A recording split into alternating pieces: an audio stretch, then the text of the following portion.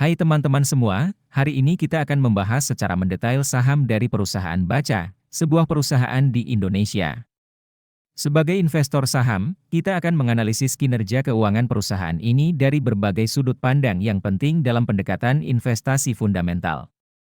Berdasarkan data yang diberikan, terlihat bahwa pertumbuhan pendapatan perusahaan Baca dalam 1 tahun terakhir mengalami peningkatan yang cukup signifikan, yakni sebesar 40,1%, dari 661 miliar menjadi 1.105 miliar.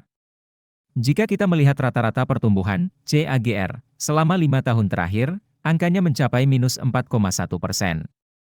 Hal ini menunjukkan bahwa perusahaan Baca sedang dalam tren peningkatan pendapatan dalam periode terakhir, meskipun secara historis selama 5 tahun terakhir pertumbuhannya masih negatif.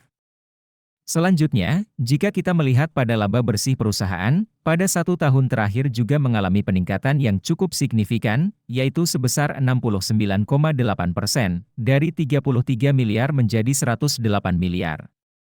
Sementara itu, jika kita melihat rata-rata pertumbuhan, CAGR, laba bersih selama 5 tahun terakhir, angkanya mencapai 4,4%. Ini menunjukkan bahwa perusahaan Baca mampu meningkatkan profitabilitasnya dalam periode terakhir. Dari sisi profitabilitas, kita bisa melihat bahwa gross profit margin perusahaan mengalami perbaikan, dari minus 55,9% di tahun sebelumnya menjadi minus 4,8% di tahun ini. Sementara itu, net profit margin juga menunjukkan peningkatan dari 4,9% di tahun sebelumnya menjadi 9,8% di tahun ini. Hal ini mengindikasikan bahwa perusahaan Baca sedang dalam tren perbaikan profitabilitas. Jika kita melihat dari sisi return on asset, ROA, dan return on equity, ROE, ROA perusahaan meningkat dari 0,1% di tahun sebelumnya menjadi 0,5% di tahun ini. Sementara itu, ROE juga mengalami peningkatan dari 1,0% di tahun sebelumnya menjadi 3,2% di tahun ini. Meskipun angka ROE masih di bawah 10% yang merupakan level yang bagus, namun tren peningkatan ROA dan ROE ini menunjukkan perbaikan kinerja perusahaan. Dari sisi kesehatan keuangan, Debt to Equity Ratio, DER, perusahaan Baca berada di level yang sangat baik, yaitu 0,1 kali, baik di tahun sebelumnya maupun tahun ini. Ini menunjukkan bahwa perusahaan memiliki struktur permodalan yang sehat, dengan utang yang rendah dibandingkan ekuitasnya.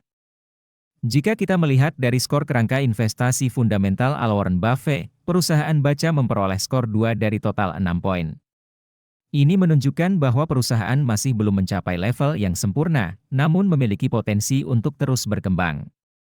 Untuk melihat penjelasan lebih detailnya, kalian bisa mengunduh aplikasi investor yang link downloadnya ada di deskripsi. Saya harap teman-teman semua bisa memberikan komentar untuk saham perusahaan lain yang ingin dianalisa selanjutnya. Nah, tahap selanjutnya yang paling ditunggu-tunggu adalah membahas valuasi dari saham Baca. Valuasi adalah proses menentukan nilai wajar dari suatu saham berdasarkan berbagai metode, seperti price to book, PB, ratio, dan price to earnings, P, ratio. Margin of safety adalah perbedaan antara nilai wajar suatu saham dengan harga pasarnya saat ini. Semakin besar margin of safety, semakin baik karena memberikan perlindungan bagi investor dari downside risk.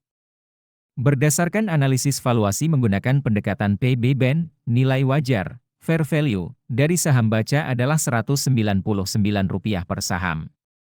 Saat ini, harga pasar saham Baca berada di level Rp130 per saham, sehingga margin of safety-nya mencapai 34,6%. Ini berarti saham Baca saat ini masih dalam kondisi undervalued dan memiliki potensi apresiasi harga.